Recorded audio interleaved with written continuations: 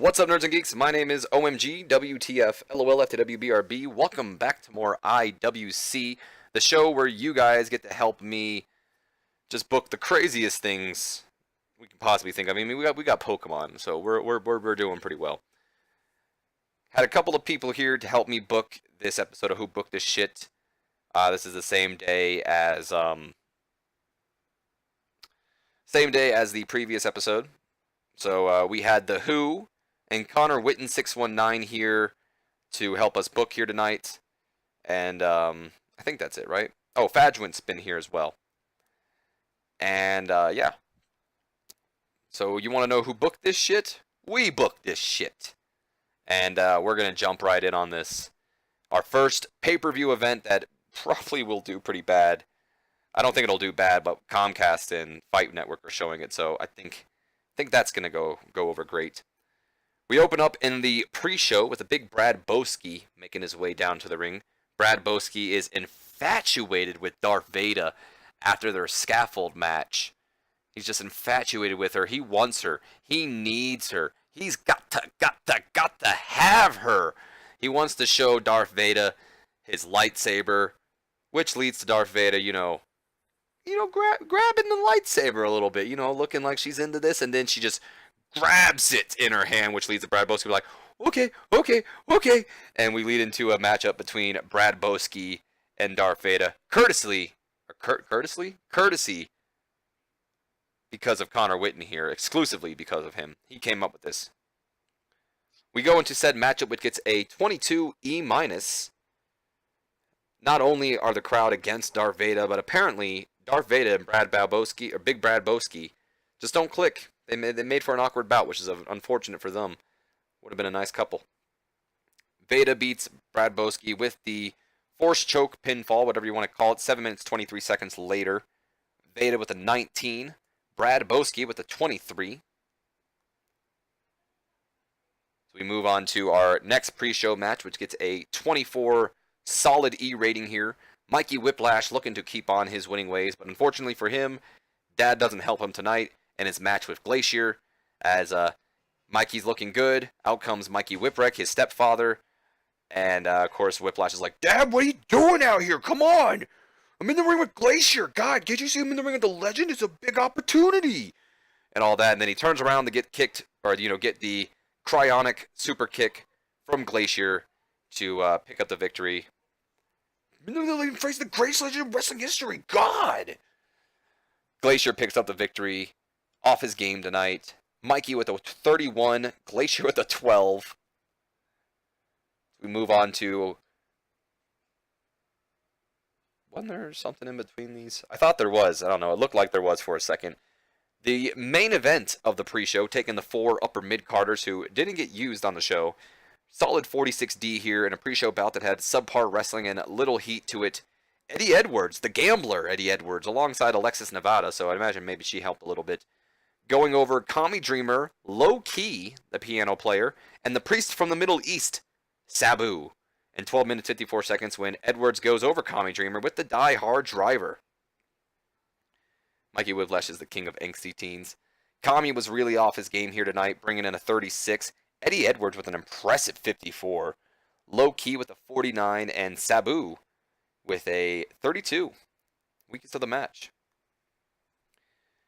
We open up the show with a 36 D-. I expected this to do a little better, but, probably John Zandig and Emo Original Gangster don't help us too much. Young Bucks make their way down to the ring. Emo Original Gangster and John Zandig make their way down to the ring for this TLC Friendship Championship, otherwise the tag team titles. But before the match can get underway, lights go out, we see some flashing, because in comes teleporting the Broken Hardys. Broken Matt, Brother Nero, Rebby Hardy, and Senor Benjamin. All the Hardys are there with Vanguard 1. And they come out, they make their debut, and Matt's like, yes. So this is the IWC. Oh, you knew I'd come. Because you see, this is the International Wrestling Corporation, the company where only the best talents come. Ah, yes. And now that my brother and I have escaped our imprisonment from Impact Wrestling, we can now bring our broken brilliance over to the IWC and continue on with our expedition of gold to capture the championships of friendship. Ah, yes. And he just pretty much cuts the whole Broken Hardy promo as they insert their match in, kind of like what TNA was doing when they were still good before what they turned into now. I can't speak, I don't watch, so I don't know. I just know from what I was starting to watch, I wasn't enjoying it after, when I started tuning back in with the Hardys and all that. The Bucks are just all like, oh, fuck, not you guys again. And, so Broken Hardys continuing along with the Expedition of Gold and looking to capture, become the first ever champions of friendship. Nick Buck is getting better at his gimmick. The emo original gangster still not suited. Broken Matt Hardy got an average on his Broken Brilliance. I highly doubt that. Brother Nero got an awful rating on his split personality. I should have just went with the Broken Brilliance. Reby Hardy got great on her Broken Brilliance, and Senor Benjamin got a very good on his Broken Brilliance. Sue Young Buck still not suited to her gimmick, which is unfortunate for her. We go into said TLC match, which gets a 56 C- to open up the show. Decent wrestling and a little heat to it. The Broken Hardys, Matt and Jeff, go over the Young Bucks and go over the emo original gangster New Jack and John Zandig in a TLC match after Brother Nero retrieves the Championship of Friendships title, whatever you want to call it. And, we might just rename this to, like, the Friendship Championship or something, or the I don't know, Champions of Friendship sounds good. So, Broken Hardys are the first ever IWC Champion of Friendships, or Friendship. It's a hard word to say for some reason. Emo Original Gangster was off his game. Crowd was hot, was against John Zandig, saying, just go retire. You're shit, dude. Don't come back. Matt Hardy was really off his game, which is unfortunate. Brother Nero is not suited to his gimmick, which is unfortunate. Matt and Nick have excellent chemistry, as do the Hardys. Got the crowd buzzing. Nero looked good out there. Sue Young Buck still not good with that gimmick. Nick Buck with a 68. Matt Buck with a 59. John Zandig with an 8. Emo Original Gangster with a 10. Brother Nero with a 72. And Broken Matt Hardy with a 65. And apparently, Emo Original Gangster was wasted on drugs. He was also high on drugs. Apparently, someone's about to get suspended. As we move on into our 50 D+ rating here, the Aussie Rules / Hardcore match for the champion of this region, the mid-card championship, the championship of this region, or whatever you want to call it. Hercules Strongcock versus Lord Masada, an bout that had subpar wrestling and non-existent crowd heat. Hercules Strongcock going over Lord Masada in the Extreme Rules match after using, not underhanded tactics. Ignore that at all. He didn't use any underhanded tactics. He fought his frickin' ass off. Because the Order of Hardcore definitely gets involved in this match. We see Kami Dreamer. We see Nick Mondo. They're getting involved in this match. Strongcock's got to fight them off with weapons and whatnot. And he ends up, hitting probably Starship Pain or whatever through like a table on the Masada to pick up the victory. Maybe a flaming table. We should have done that. Yeah, Brother Nero, why have you forsaken our Broken Brilliance? Of course, the hot crowd is still against Lord Masada. Hey, what's up, Ace Reporter? What's up, man? Thanks for joining us. A little late to be unfortunately for you, I'll be honest with you. Because after this, I'm probably going to sim a little bit further and then end off the stream. But thanks for joining us. We'll hire someone for you, buddy.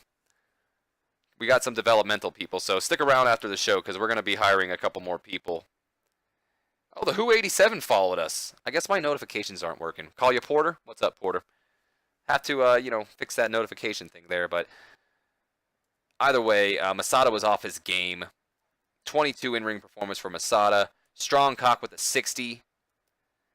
And Hercules Strongcock becomes the champion of this region. He's also improving in performance. We then go into a freestyle segment here with the Bullies, as John Bully Layfield and the Blue Bully, mostly John Bully Layfield, cut a promo on their opponents tonight, the Real Americans, Taco Michinoku and Boro Yano. Just talking about how they're not even real Americans, damn it. Oh, we got to follow. Now, apparently it does work. What does it want to work sometimes and doesn't want to work? Whatever.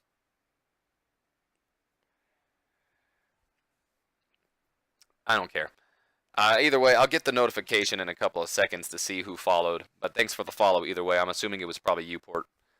So they come out. JBL's angry because, like he said, they're not even from America. And that leads to the real Americans coming out. JBL worked his, worked the crowd well here. Improvised good. Jimmy Havoc? We could bring in Jimmy Havoc. Oh wait, no, I gotta edit his availability, but we definitely can bring in Jimmy Havoc. So we lead into that tag team match, which gets a solid D rating here with a 41. About that, didn't have much heat, but it had terrible wrestling to it. The real Americans going over the bullies when Borillano goes over the blue bully by submission, to my surprise. I was expecting more of a fast roll-up. But I'll take a submission hold. So the real Americans beat the bullies. Blue bully was the weak link. Borillano with a 50. Taco with a 44. So Boro pulling out the best match, or best rating of the night.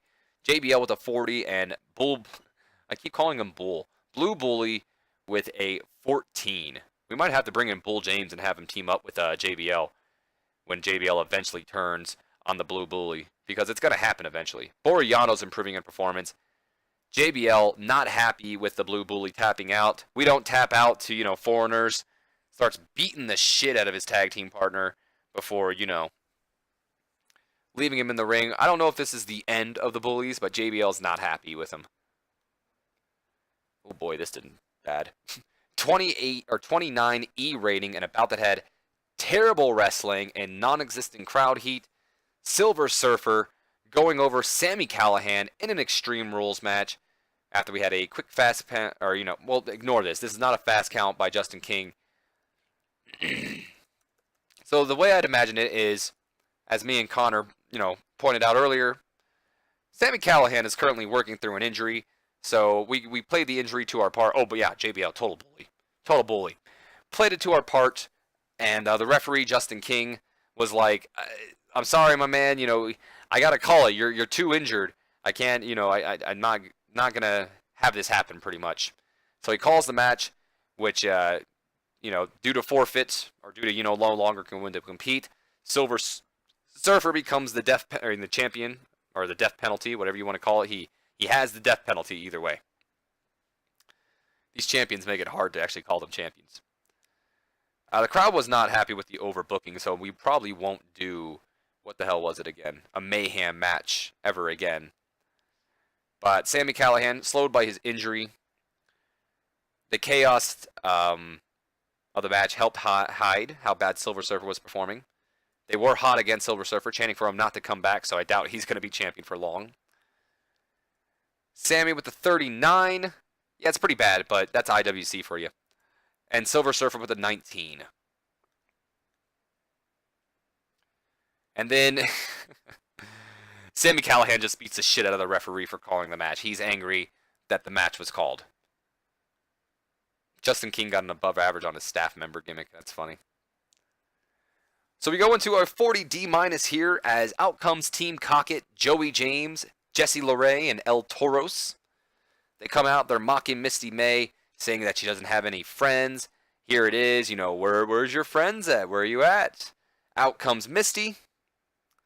And Misty starts talking, she's brought her friends all right, which introduces Zach Ketchum, a.k.a. Zack Ryder. And then, of course, that's when Team Cockett's like, ooh, we're so afraid of Zach Ketchum. And then that's when Brock Lesnar's music hits, and out comes Brock. Just Brock.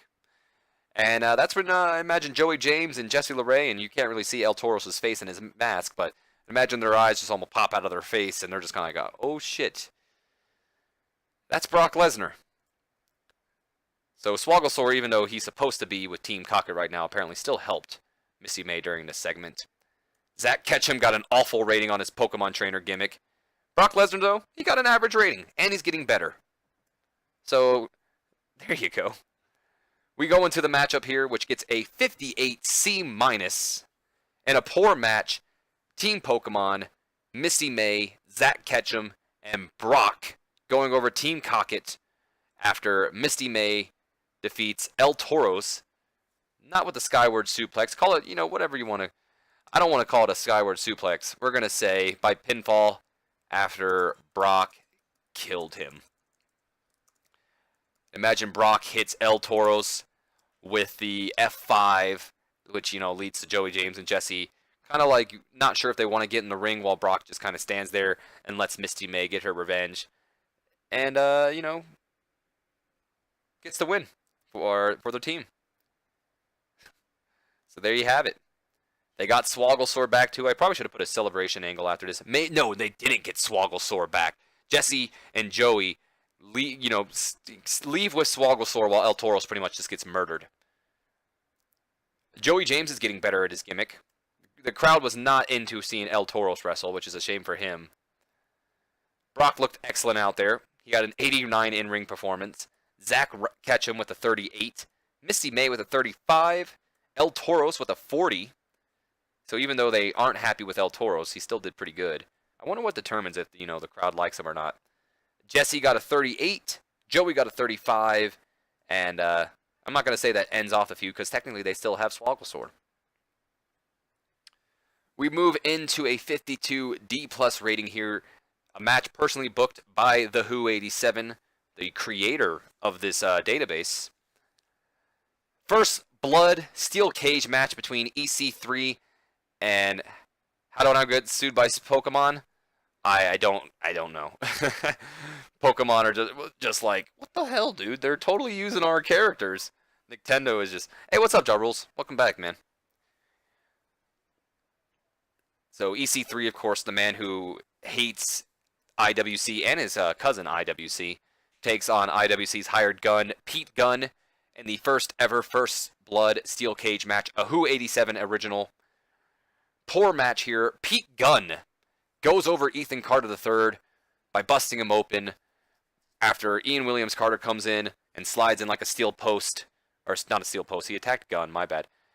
He comes in, he slides in like a steel pole or something, which allows, Pete Gunn to, bust EC3 open. Maybe, as the Who 87 put himself, biting EC3 until he bleeds. Either way, Pete Gunn made EC3 bleed. EC3 got an in-ring performance of a 62. Pete Gunn with a 25. And there's that. We then lead into a 39D- segment here, as this is before the match. Let's take you. Coming up next, we're going to see Demons at Law team up with Grado to take on The Band. Well, let's see how this match took place, pretty much, which goes into the package showing, Glenn Jacobs and Joseph Parks backstage in their office, which leads to Grado coming in with his thick accent and all, saying how, last night I hired The Band, Drew Galloway, Ricky Ramirez, Trent Deagle to have throw a party at my house and all that, and they didn't even play. They got drunk, trashed the place, and then left.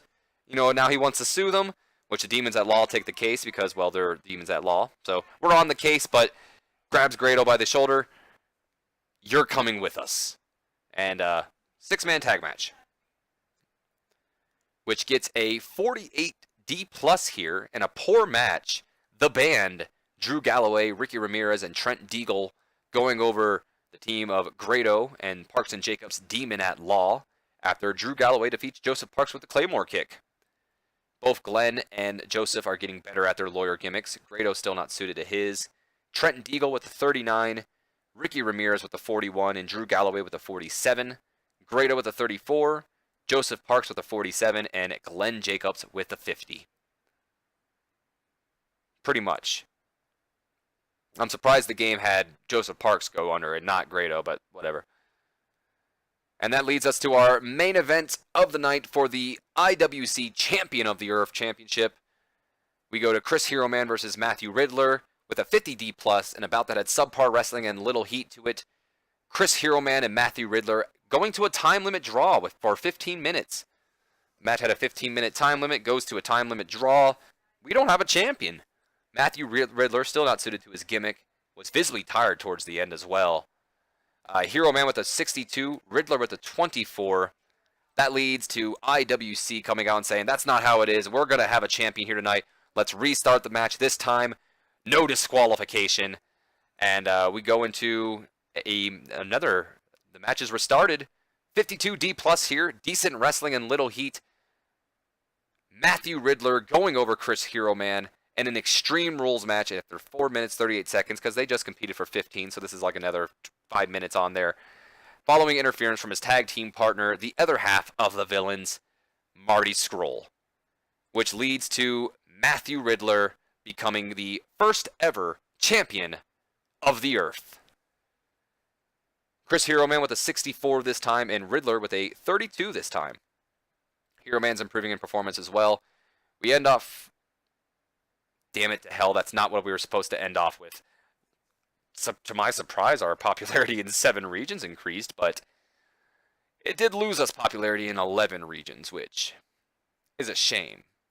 Is there anybody I wanted to really celebrate here?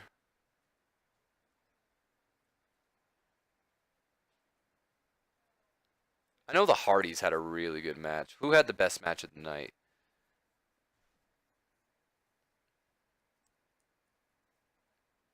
Yeah, the Hardys definitely did. Let's go ahead and get the Broken Hardys. We'll point both of them out as good examples. Not Boruyano. Get Boruyano out of here. Brother Nero. Point it out as a good example. And then since EC3 took the loss, let's give EC3 a hug. We're family, so let's give him a hug. So the Hardys get their, EC3. He's like, all right, I'll give you a hug, buddy. I'll give you a hug, cuz. I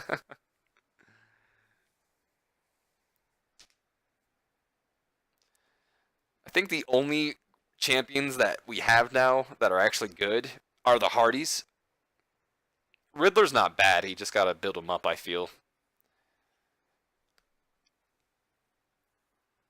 Oh.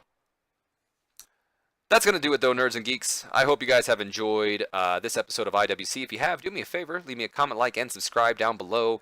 And join me next time on Twitch when we come up on one of these streams. Help me book these shows. Help me book. I'm looking for bookers. Hiring. Either way, though, guys, I will see you for the next episode of IWC. So until then, you have a good one.